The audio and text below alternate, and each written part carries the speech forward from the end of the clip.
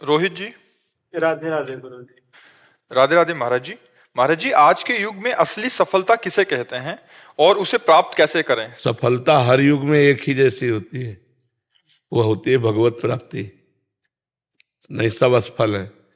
तुम चाहे जितने बड़े पद में पहुंच गए हो, चाहे जितने अरब रुपया जमा कर लियो, चाहे जितना सुंदर परिवार हो, चाहे जितना सुंदर महल हो, चाहे जितनी सुंदर गाड़ियां हैं, मरोगे तो इनमें से क्या जाएगा? तो असफल हो गए ना भाई। कमाने यहां आए थे 70 वर्ष, 80 वर्ष, 100 वर्ष, 120 वर्ष, इसके आगे तो आयु है नहीं मनुष्य की। इतने में जो कुछ कमाया उसमें से 5 रुपए भी नहीं ले जा सके, तो असफल रहे कि सफल? असफल रहे ना। तो सफलता है भगवान की प्राप्ति हर युग में। चौं जुग चौं श्रुति नाम प्रभाव, लोक कहूं वेद नानु पाऊ। यदि हर समय मधुर मधुर भगवान का नाम जप कर रहे, इससे बड़ा कोई योग नहीं। तेषाम सतत युक्ता नाम भजताम प्रीतिपूर्वकम ददामि बुद्धि योगम तम एन मामुपयांति ते। जो प्रेम पूर्वक नाम जप करता रहता, उससे बड़ा कोई योगी नहीं। इसलिए यही सफलता है। हर समय हर सेकंड भगवान का विस्मरण ना होने पावे, हर समय स्मरण करो। यही परम योग है, यही परम सफलता है, यही परम लाभ है। समझ पाए? महाराज जी, इस सफलता को प्राप्त करने के लिए क्या करना पड़ेगा? भगवान से प्रार्थना करे। सबसे पहले साधु संगति। प्रथम भगति संतन कर संगा। सबसे पहली भक्ति भगवान के प्रेमी महात्माओं का संत हो, प्रेमी महात्माओं का, प्रपंचियों का नहीं। प्रपंचियों को नहीं। अगर प्रपंचियों को, तो वही प्रपंच भरा रहेगा। हंसी मजाक, ये रुपया पैसा लेन देन, वो सब प्रपंच है। शुद्ध बात, त्रिगुणातीत बात, केवल भगवान से मतलब जिनको, ऐसे भक्तों का संग हो। महासंगस्तु दुर्लभो अगम्यो अमोघस्य। महापुरुषों का संग दुर्लभ है। अगर मिल जाए तो निर्वाह करना कठिन हो, निर्वाह कर ले जाए तो परम पद निश्चित मिल जाएगा।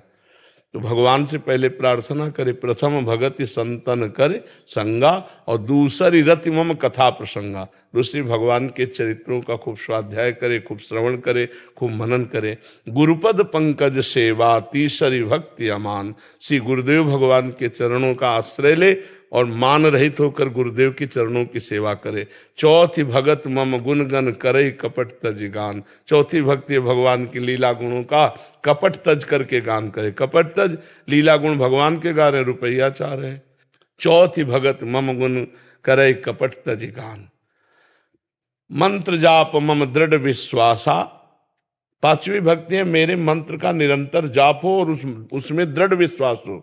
पंचम भजन सुवेद प्रकाशा। छठदम शील विरत बहु कर्मा, निरत निरंतर सज्जन धर्मा। छठवीं भक्ति है शीलवान बने, सहनशील बने। चाहे जितना मान हो या अपमान हो, दुख हो या सुख हो, निंदा हो या स्तुति हो, समान भाव रहकर। छठदम शील, और बहुत से उन कर्मों का त्याग कर दे जो भक्ति विरोधी कर्म है। छठदम शील विरत बहु कर्मा, और निरत निरंतर सज्जन धर्मा। जो संत महापुरुषों ने धर्मशास्त्रों में क्रियाएं कही है, वही कर्म करना चाहिए। अन्यथा उन कर्मों का त्याग कर देना चाहिए जो भक्ति विरोधी कर्म है। बहुत प्रकार से जो प्रपंच में उलझा देते हैं, उन कर्मों का त्याग कर देना चाहिए। नहीं तो मंत्र जाप होगा ही नहीं, भजन होगा ही नहीं, इतना उलझा रहेगा कार्यों में। छठदम शील विरत बहु कर्मा, निरत निरंतर सज्जन धर्मा। सातों सब मोहिमय जग देखा, मोते अधिक संत कर लेखा। सातवीं भक्ति है सारे संसार को भगवान का स्वरूप देखना और भगवान से भी अधिक बढ़कर संतों को मानना। सातों सब मोहिमय जग देखा, मोते अधिक संत कर लेखा। आठों जथा लाभ संतोषा, सपने नहीं देखे पर दोषा। आठवीं की ऐसी स्थिति बना ले कि जथा लाभ संतोष, सदा काहू सो कछु न चाहोंगो। किसी से कोई मांग नहीं, जैसे हमें भगवान रख रहे हैं बस उसी स्थिति में हम राजी रहेंगे। ज्यों ज्यों राखत हो त्यों त्यों रहियत हो हरि, जोई जोई प्यारो करे सोई मोहि भावे। ये स्थिति। आठों जथा लाभ संतोषा, सपने नहीं देखे पर दोषा। स्वप्न में भी किसी के दोष न देखे। नवम सरल सबसन छलहीना। नवमी भक्ति है, पूर्णता है नवमी भक्ति। नवम सरल सबसल छलहीना। सरल स्वभाव न मन कुटिलाई, ये संतों का स्वभाव होता है। जो वाणी में वही हृदय में, वही क्रिया में, इसे ठीक आचरण कहते हैं। वाणी में कुछ है, मन में कुछ चल रहा है, क्रियाएं कुछ हो रहे हैं, ये कपटी पुरुष है। सरलता ये कि जो बोल रहा है वही आचरण कर रहा है, वही उसके मन में है। नवम सरल सबसन छलहीना।